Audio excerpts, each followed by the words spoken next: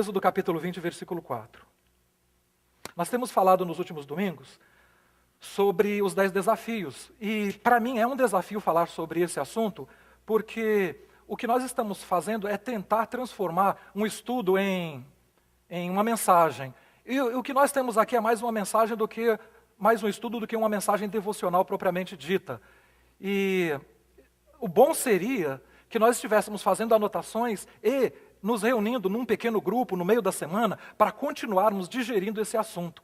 Porque esses assuntos são dignos de serem revistos, questionados e estudados mais ainda durante a semana. Se você tem algum interesse em fazer um estudo mais profundo dos 10 mandamentos, escreva no boletim aí, na ficha de comunicação, gostaria de fazer um estudo nos 10 mandamentos. Porque aí nós vamos providenciar meio para que isso aconteça, ou uma classe, ou organizar os grupos pequenos com estudos. Você só escreve isso, para que nós possamos tomar a providência. Porque eu vejo que isso é uma necessidade. Como eu falei, lidar com isso aqui em apenas alguns minutos é pouco tempo. É pouco tempo. E é um desafio porque, mais do que uma mensagem no sentido devocional, é um estudo. E no domingo passado nós falamos sobre o primeiro mandamento, que é: não terás outros deuses diante de mim. Hoje nós vamos falar sobre o segundo, e o tema para esse segundo mandamento, que é o segundo desafio, é: não tente manipular Deus. Vamos falar juntos? Não tente manipular Deus. Êxodo 20, versículo 4. Não farás para ti imagem de escultura, nem alguma semelhança do que há em cima, nos céus, nem embaixo na terra, nem nas águas debaixo da terra. Nem nas águas debaixo da terra. Vamos lá juntos? Não te encurvarás a elas, nem as servirás, porque eu, o Senhor, sou Deus zeloso, que visito.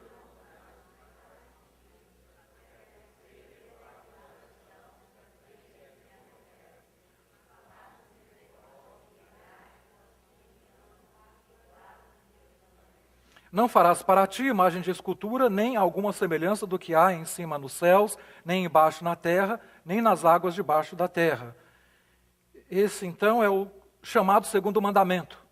E esse segundo mandamento, geralmente, tem sido interpretado como contrário à idolatria, ou uma advertência para que não se coloque nenhuma divindade diante de Deus. Entretanto, para mim, observando o que está escrito aí, existe algo mais sutil, algo mais da parte de Deus do que isso, do que uma advertência para que se coloque outras divindades na frente de Deus, ou uma contrariedade à idolatria.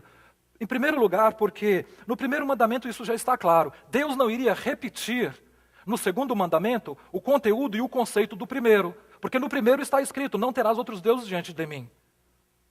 E se ele fosse repetir o conceito e o conteúdo no segundo mandamento, então o segundo não seria seria uma repetição do primeiro, em primeiro lugar. Em segundo lugar, este mandamento, como todos os demais, tem a ver com o meu e com o seu coração.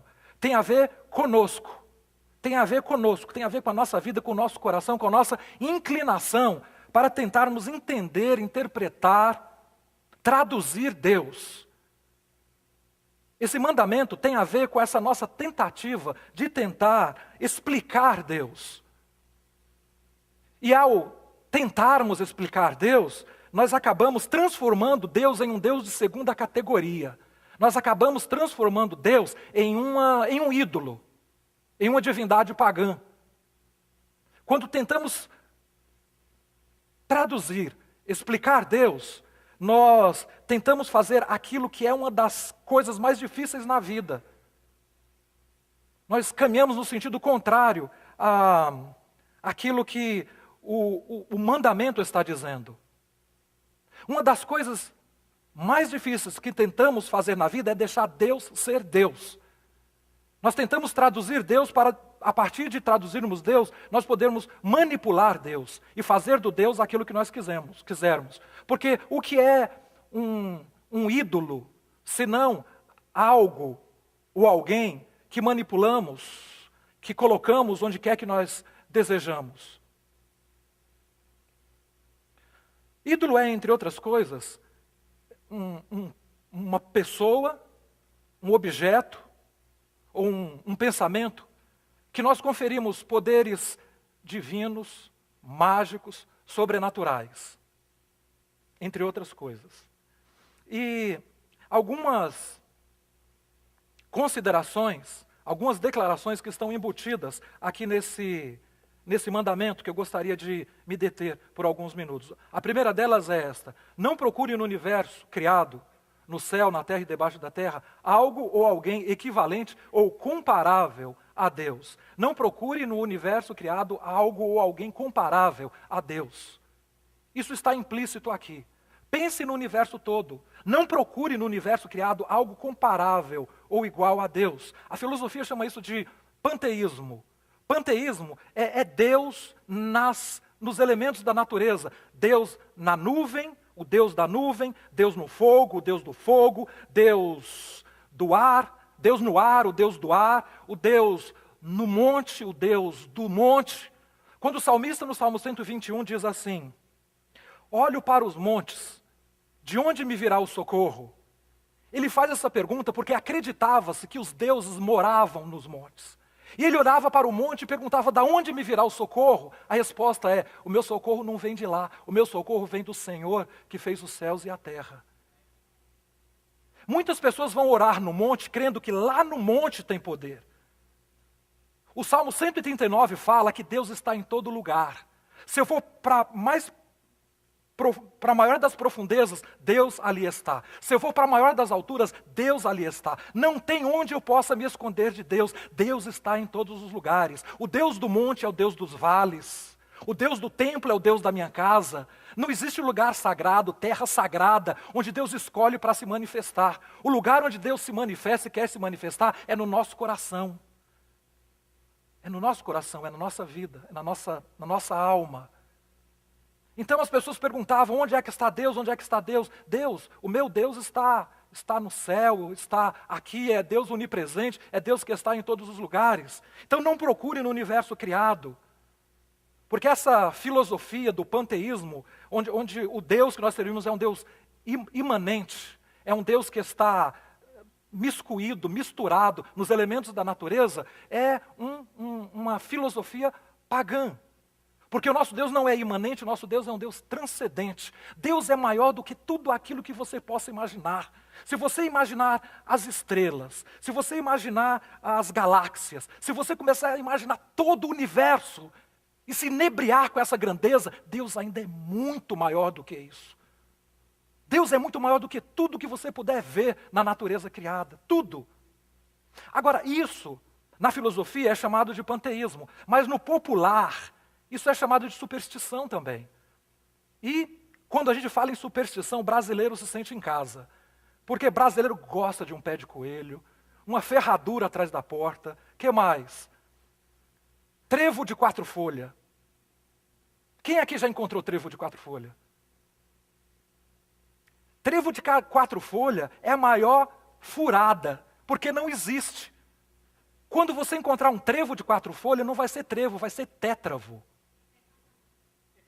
Não existe.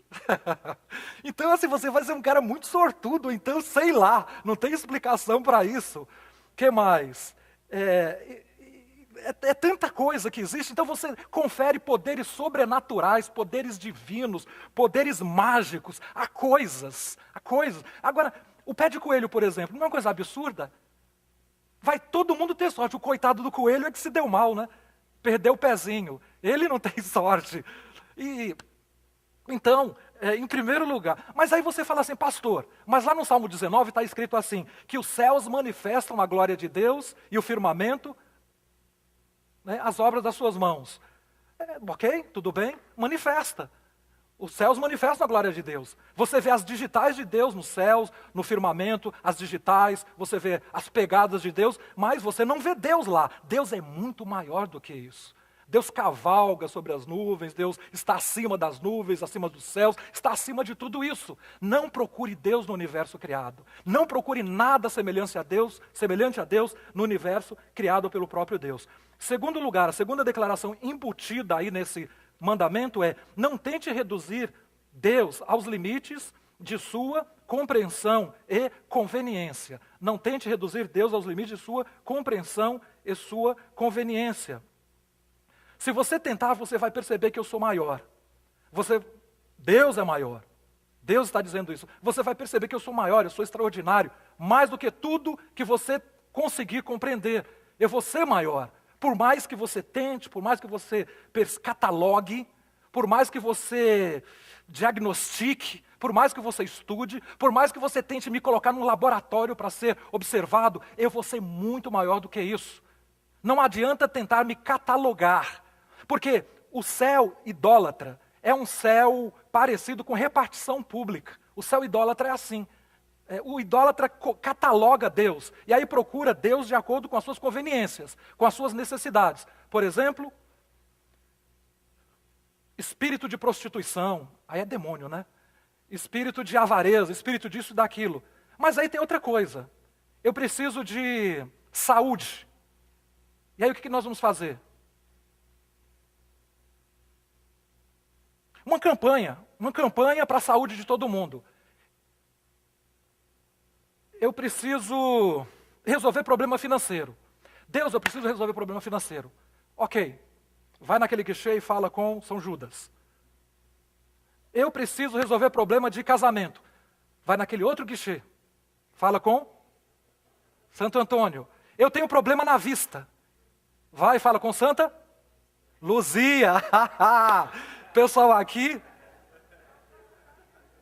pode ficar aqui, vamos trocar de lugar. Então é isso.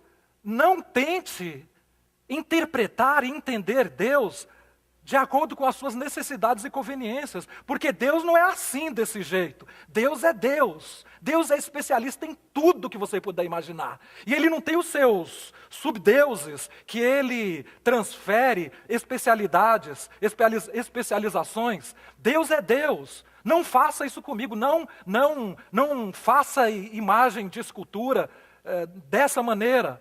Isso me faz lembrar daquela outra história do camarada que era assim: ele departamentalizava a vida e ele tinha um problema, ele tomava decisões erradas. Sempre que ele tomava decisões, eram sempre as erradas. Ele namorava com a menina errada, conseguia o emprego errado, tudo era errado. Ele pensava, pesquisava, se aconselhava e tomava a decisão errada.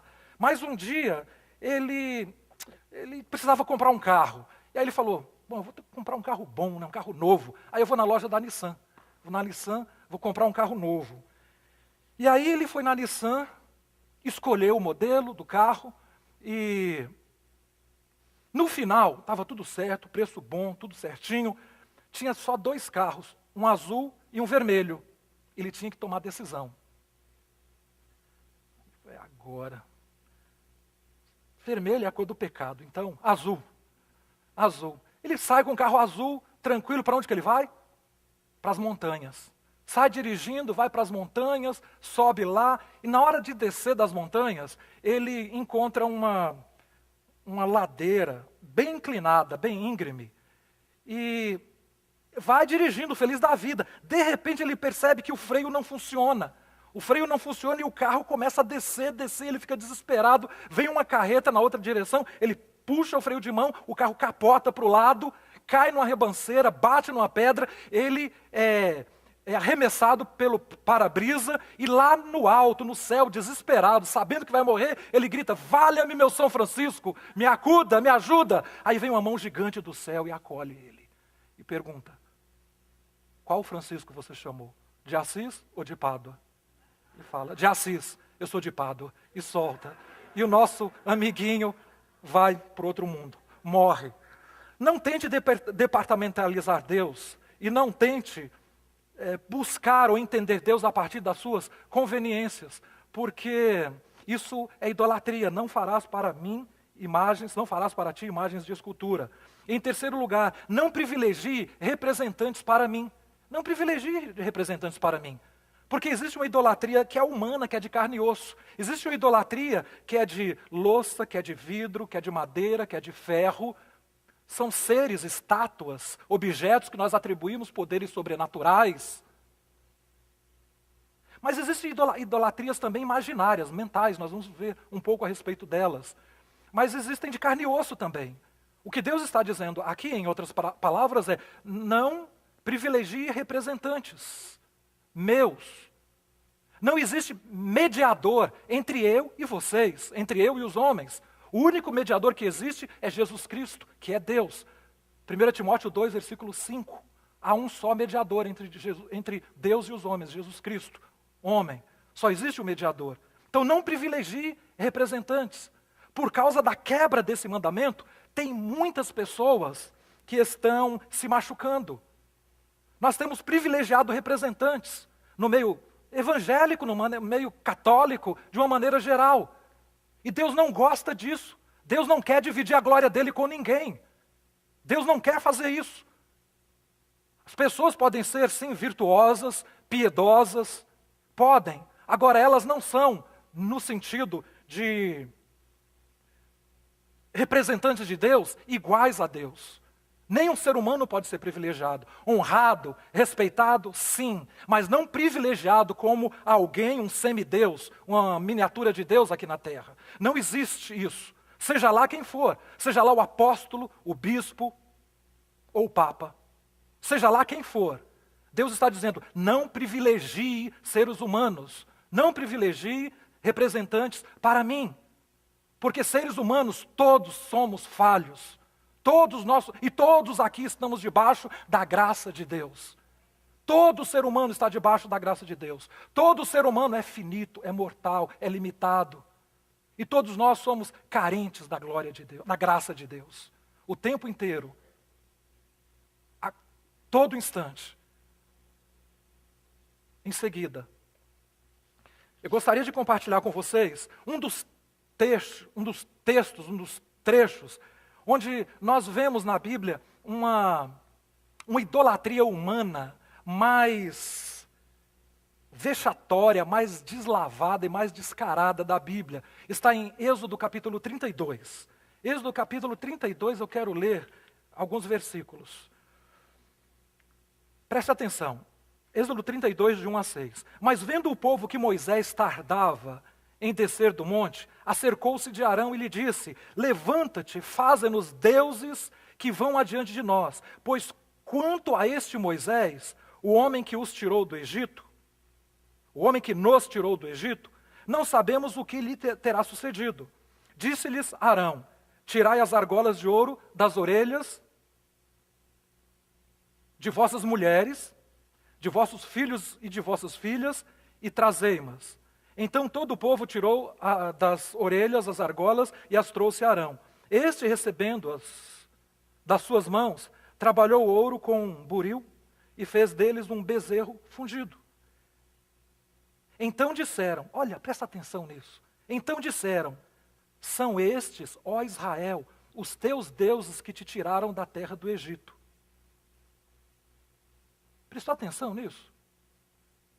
Eles estão dizendo assim: são estes, ó Israel, os deuses que te tiraram da terra do Egito. Eles não estão dizendo que foi Deus, Deus de Israel. Aqueles pingentes, aqueles objetos todos que eles vão fundir, eles estão dizendo: são estes que te tiraram da terra do Egito. Arão, vendo isso, edificou um altar diante dele e, apregoando, disse: amanhã será festa ao Senhor. No dia seguinte madrugaram e ofereceram holocaustos e trouxeram ofertas pacíficas, e o povo assentou-se para comer e beber e levantou-se para se divertir. Algumas coisas interessantes sobre isso que está escrito aqui. Em primeiro lugar, esse povo que Moisés levou consigo para a terra prometida é um povo idólatra. Nós não podemos nos esquecer que esse povo ficou cativo por 430 anos. 430 anos de cativeiro. E nós podemos ficar imaginando que eles estavam ali só trabalhando, construindo pirâmide, trabalhando com betume, argamassa, fazendo esfinges, aquelas construções.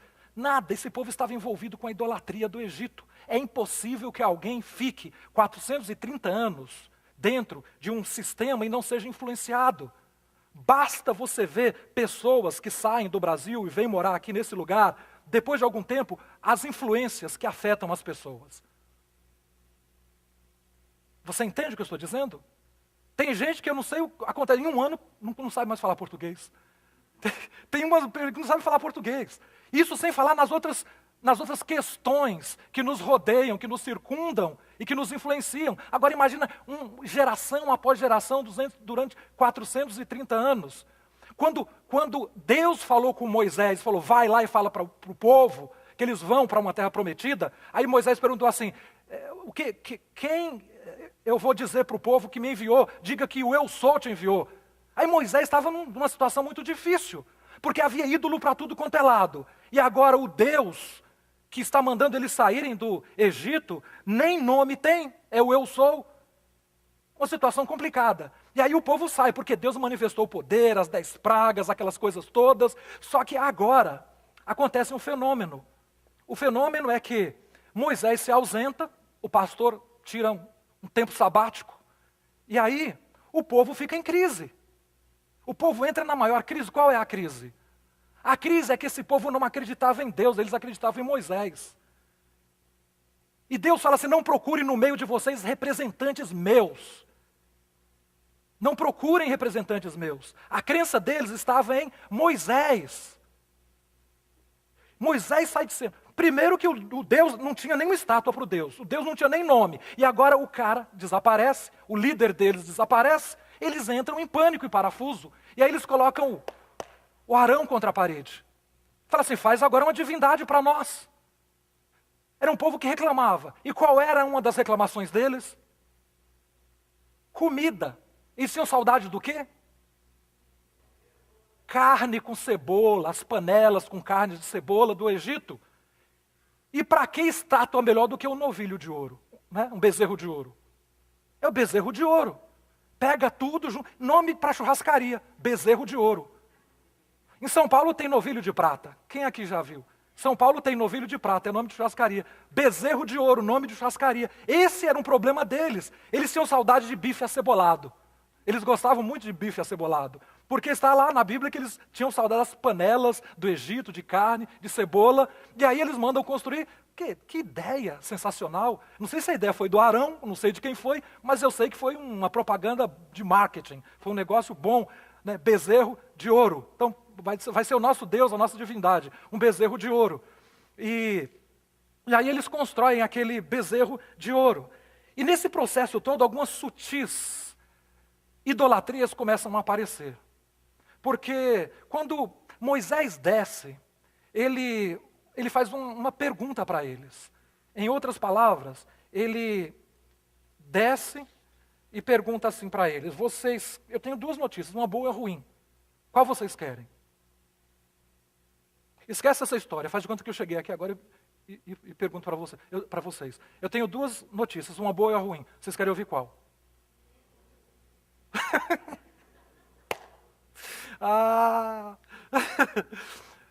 Eles pediram a boa. Eles aqui pediram a boa. Eles pediram a boa. Eles pediram a boa. E falar assim, eu vou ler daqui a pouquinho. Ok, a boa notícia é que Deus, Ele não vai se importar com esse negócio aí do bezerro de ouro, não. Vocês vão, pode deixar, Deus não vai ficar chateado, Ele não vai ficar com raiva de vocês. Vocês vão entrar na terra prometida, Deus vai mandar um anjo, Ele vai enfrentar os inimigos, vai desbaratar todos os inimigos, e vocês vão entrar, vocês vão pisar na terra prometida. Essa é a boa notícia. A má notícia é que eu não vou junto. A má notícia é que eu não vou junto. Olha o que está escrito aí. Êxodo 33, de 1 a 3. Disse mais o Senhor a Moisés, vai, desce, tu e o povo que fizeste subir da terra do Egito, a terra que jurei a Abraão, a Isaque e a Jacó, dizendo, a tua semente a darei, uma terra que mana leite e mel, vírgula, porque eu não subirei no meio de ti, porquanto és povo obstinado, para que te não consuma eu no caminho. E o versículo 4 está escrito que eles se entristeceram muito, ou então que eles choraram. ou então que eles choraram em uma outra versão. A primeira idolatria é a idolatria da bênção. É a idolatria da bênção aqui. Me digam uma coisa, o que é a bênção de Deus? O que é a bênção de Deus? O que é você entrar na terra prometida, mas não ter Deus? O que é você conseguir o que você queria tanto, que você orou, mas não ter Deus? Me fala aí. Você pode pensar que eu tenho alguma coisa contra a bênção. Eu não tenho nada contra a bênção, nem Deus. Uma das coisas que Deus mais faz é abençoar. E Deus não abençoa só evangélico. Tem gente que pensa que Deus abençoa só gospel. Quem é gospel? Só que a Bíblia, Mateus 5, está escrito que o sol nasce para justos e injustos. O sol nasce para todos. O salmista, no Salmo 73, ele ficou muito indignado, muito inquieto por causa da prosperidade do ímpio. Ele ficava, eu sou aqui de Deus e não prospero tanto, o ímpio está prosperando. É isso mesmo, Deus é assim. Se você olhar ao seu redor, andando de carro, no seu trabalho, na sua vizinhança, você vai ver muita gente que não é evangélico, que nem crê em Deus, mas que é muito abençoado. Deus abençoa as pessoas. Lembra da história, Lucas capítulo 17, versículo 12, conta a história dos 10 leprosos. 10 leprosos, 10, foram curados, só um voltou para agradecer. Cadê os outros 9? Não sei, foram para a balada, foram celebrar. Eles foram descontar o atrasado. Eram leprosos, não podiam encostar em ninguém, agora estão curados, estão celebrando. Eles estão tomando todos, estão no mundo, estão pintando e bordando agora. Tudo bem, qual o problema? Em momentos nenhum Jesus fala assim, olha, eu só vou te abençoar se você vir para a minha religião. Eu só vou te abençoar se você vir para a minha igreja. Deus não age assim, Deus abençoa muita gente o tempo inteiro. As pessoas eu creio que as pessoas mais ricas do mundo não são evangélicas. Já parou para pensar? Então Deus não tem problema com bênção. Deus não tem problema com bênção. Mas aí eu quero questionar isso. O que é bênção? Bênção é ter um carro, é ter uma casa? Bênção é ter uma terra prometida? Outra pergunta. Ir para o céu é bênção? Amém? O que é o céu sem Deus? O que adianta eu estar no céu e não ter Deus?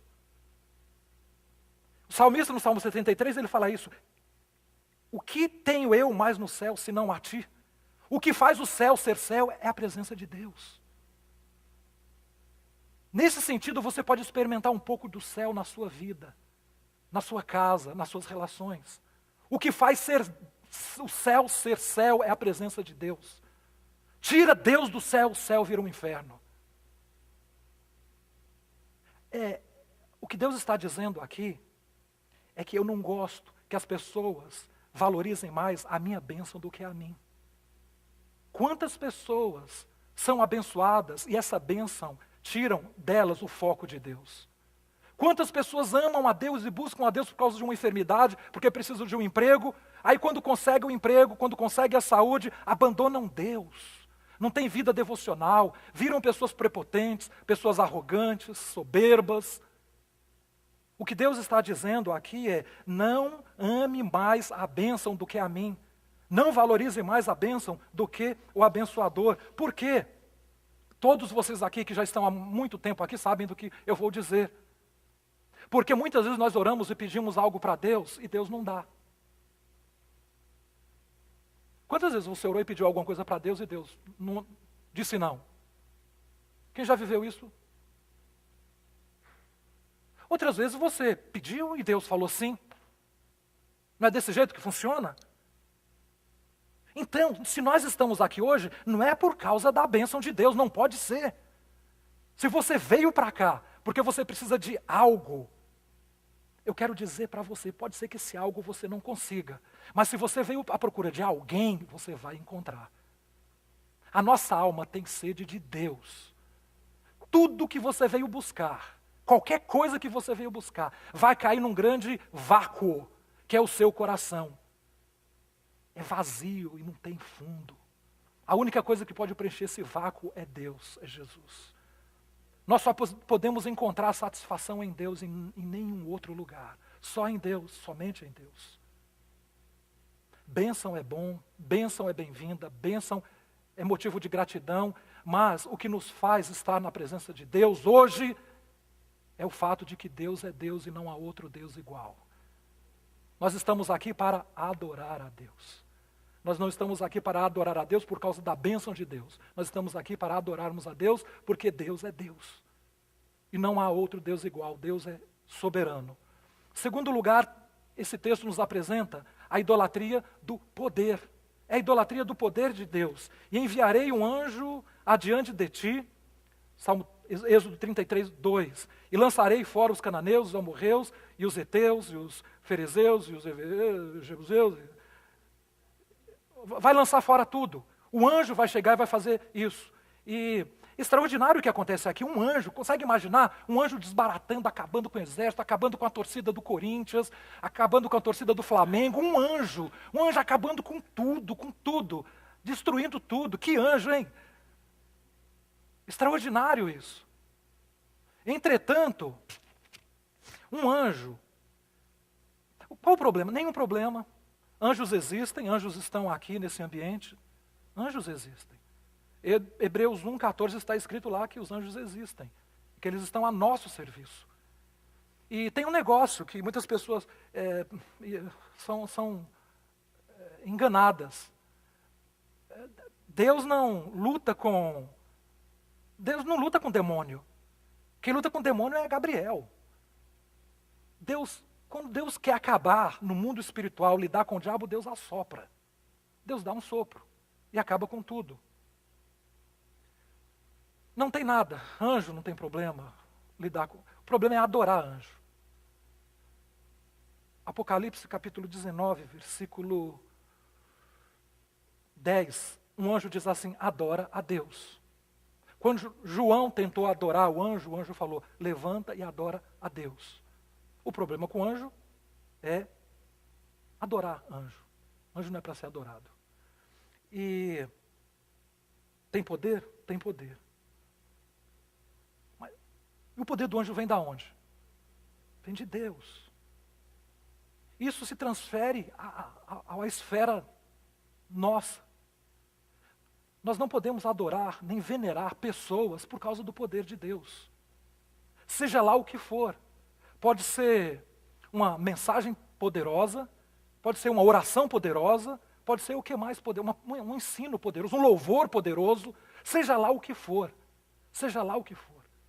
Nós não podemos idolatrar essa pessoa. Nós não podemos idolatrar de maneira alguma. Sabe por quê? Porque o poder vem sempre de Deus. Quando você vê uma manifestação de poder através de alguém, olha, aquele alguém é só um ser humano. Um canal da graça, da bênção de Deus. E a chave para isso está em Mateus, capítulo 7, versículo 22. Muitos naqueles dias hão de dizer-me: Senhor, Senhor, porventura não temos nós profetizado em Teu nome expelimos demônio, em Teu nome não fizemos muitos milagres? Então lhes direi explicitamente: nunca vos conheci, não sei o nome de vocês, apartai-vos de mim, vocês que praticam a iniquidade. Um dia eu posso estar diante de Deus e falar assim: olha Deus, eu estive 18 anos sendo pastor numa igreja em Washington, na cidade de Washington. Lá eu batizei muitas pessoas, lá eu casei muitas pessoas, lá eu orei por muitas pessoas, lá eu preguei muitas vezes, lá eu fiz isso. Aí Deus fala: tá, você só fez isso, e daí? Eu não te conheço, sai da minha frente. Você ficou 20 anos, você ficou 50 anos, e daí? Que mais que você fez? Eu não te conheço. A questão não é que eu conheço a Deus, a questão é se Deus me conhece. Está cheio de ateu que conhece Deus. Está cheio de macumbeiro que conhece Deus. Está cheio de gente que não tem Deus no coração e o conhece. A grande questão é se Deus te conhece. O poder pertence a Deus. Todo o poder pertence a Deus. Então, tome cuidado com a idolatria do poder. Tem muita gente, hoje nós temos visto muita gente sofrendo e abandonando a fé porque idolatraram manifestações de poder. Alguém que era poderoso na pregação, alguém que era poderoso na oração, alguém que era poderoso nisso e naquilo, de uma hora para outra, caíram. E aí aquele ídolo desmoronou. Aquela pessoa não era crente, ou não adorava a Deus, adorava um ídolo, adorava um poder. Em terceiro lugar, nós temos aqui nesse texto uma manifestação da idolatria da falsa santidade. E ouvindo o povo essa notícia, a segunda notícia, a má notícia, entristeceram-se e nenhum deles pôs sobre si os seus atavios, porquanto o Senhor tinha dito a Moisés: dize aos filhos de Israel, povo obstinado, és, se um momento eu subir no meio de ti, te consumirei. Porém, agora, tira de ti os teus atavios. Presta atenção no que vem depois. Para que eu saiba o que te hei de fazer. Tira os atavios para que eu saiba o que eu vou fazer. Então, os filhos de Israel se despojaram dos seus atavios ao pé do monte Horebe. Êxodo 33, versículos 4 a 6. Moisés fala para eles assim: olha, tira os brincos, tira todos os atavios, tira tudo. Tudo, todos os enfeites. Cílio postiço, peruca, cinto que combina com o sapato, bolsa que combina com o sapato. Tira tudo isso, tira tudo. E aí depois vem a vírgula. Deus fala assim: para eu ver o que vou fazer. Para eu ver o que vou fazer. Deus tem coisas para fazer na nossa vida, na minha e na sua vida. Mas tem algumas coisas que nós precisamos tirar da nossa vida. Existem algumas coisas que nós precisamos abrir mão. Não tem como você querer experimentar o poder de Deus, algumas coisas extraordinárias da parte de Deus, sem abrir mão de alguma coisa. Do que você tem aberto mão diante de Deus? Nós procuramos na nossa vida espiritual uma zona de conforto. Nós queremos manter a nossa vida espiritual e nós queremos acender uma vela para Deus e uma vela para o diabo. Nós queremos servir dois deuses o tempo inteiro. Para o faraó, não tem problema. Ele fala assim, pode servir aqui mesmo no Egito. Só que Deus fala, aí não, eu quero exclusividade. Não dá para servir dois deuses. A pergunta é, o que você tem na sua vida que você não abriu mão? Talvez você não tenha na sua casa uma imagem, você não tenha uma estátua, você não tenha um objeto no seu carro, no seu ambiente de trabalho. Talvez você não tenha essas coisas. Mas pode ser que você tenha uma imagem que você precisa quebrar. Sabe qual imagem? A imagem de um falso crente. Você tem fala de crente, você tem discurso de crente, você usa roupa de crente, você faz tudo de crente, mas tem no seu coração um remorso, uma dificuldade de perdoar. Você tem uma compulsão para a maledicência. Parece crente, mas tem uns negócios aí que você tem que abrir mão.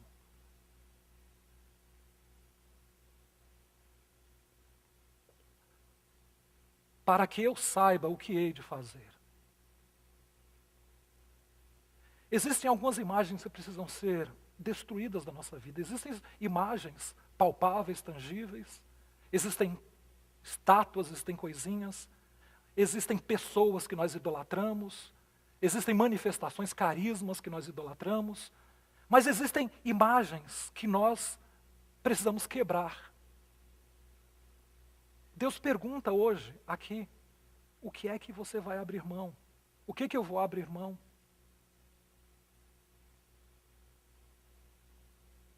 Não façam para ti imagens de escultura. Isso aqui é muito mais profundo do que essa idolatria de altares. Isso é muito mais profundo. Quando Moisés se depara com esse povo e fala a respeito dessas coisas, ele quer despertar em nós uma necessidade de nós examinarmos a nós mesmos. Eu vou esperar que vocês tirem essas coisas. No caso desse povo era vaidade. E no nosso caso, o que é? No caso deles era vaidade. Eram esses atavios, esses enfeites. E no nosso caso, o que é, hein? O que é que faz a gente querer ter uma vida confortável? A gente vem à igreja, toca, canta, ouve, ora, vai lá, toma café, faz essas coisas todas, contribui com o Haiti, faz tudo isso. Mas tem umas coisas que a gente não quer abrir mão. Deus está querendo fazer algumas coisas muito grandes aqui nessa igreja. Deus quer fazer umas coisas muito grandes aqui na família de vocês. E na vida financeira de vocês. Eu creio que porque Deus pode fazer. Mas nós ficamos acumulando lixo debaixo do tapete da nossa vida. Alguns ídolos que nós precisamos desfazer deles. Você conhece a sua vida pessoal. Pode ser o quê? Pode ser dedicação excessiva ao trabalho. Pode ser um relacionamento com alguém que não é de todo ruim, mas também não está te aproximando de Deus. E nem a fazendo aquela outra pessoa se aproximar de Deus. O que é?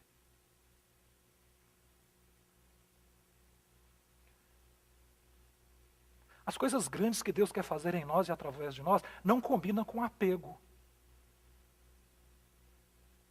Não combina com apego. O que você vai deixar hoje? O que você vai entregar hoje? O que você vai? Um dia Deus conversou com Abraão. E Abraão estava divinizando, endeusando o filho dele, o Isaac. Ele falou, é o seu filho que eu quero. Você vai matar o seu filho, você vai sacrificar o seu filho. Deus não queria o Isaac. Deus queria saber onde estava o coração de Abraão. Nós falamos que o nosso coração está em Deus, está com Deus. Mas nós não estamos dispostos a abrir mão de algumas coisas na nossa vida. Do que você está disposto a abrir mão? Do que você está disposto a abrir mão? Não terás outros deuses diante de mim. Não farás para ti imagens de escultura. Nem semelhança alguma de nada que há no céu, na terra ou debaixo da terra. Somente ao Senhor teu Deus adorarás. Isso tudo é muito maior do que tudo que nós talvez tenhamos pensado até agora. O Salmo 34, ele é um salmo muito lindo da Bíblia. E um pastor estava lendo e ele contou uma história. Quando ele chegou no versículo 10 do Salmo 34, ele leu o que eu vou ler, o que você vai ouvir agora. Os leõezinhos sofrem necessidades e passam fome. Porém, aos que buscam o Senhor, bem nenhum lhes faltará. Os leões sofrem necessidade, mas os que buscam o Senhor, bem algum lhes faltará. Aí o pastor parou e disse assim, Deus, eu gostaria de ter um ministério, um business e uma casa. Só isso que eu queria. Ele continuou lendo o Salmo. No final, ele estava chorando. Mas era um choro de gozo, é um choro de alegria, não sei quem já viveu isso aqui. Um choro por estar, um gozo por estar na presença de Deus. Prazer por estar na presença de Deus. Ele falou assim, Deus, esquece tudo aquilo. Eu não quero nada, eu só quero isso. Eu só quero isso. O que você quer aqui hoje? Você quer Deus ou você quer a bênção de Deus? Nada vai poder satisfazer a tua alma mais do que a bênção de Deus. No seu trabalho, na sua vida profissional, você precisa de Deus. Na sua vida conjugal e familiar, você precisa de Deus. Na sua vida pessoal, você precisa de Deus. Em todas as áreas da vida, em todas as dimensões, o que você mais precisa é de Deus. De Deus. Pessoas, no máximo, podem te abençoar. Homens e mulheres de oração podem te abençoar, mas ninguém chega nem aos pés de Deus. Nesse planeta Terra não tem um ser humano que chega aos pés de Deus.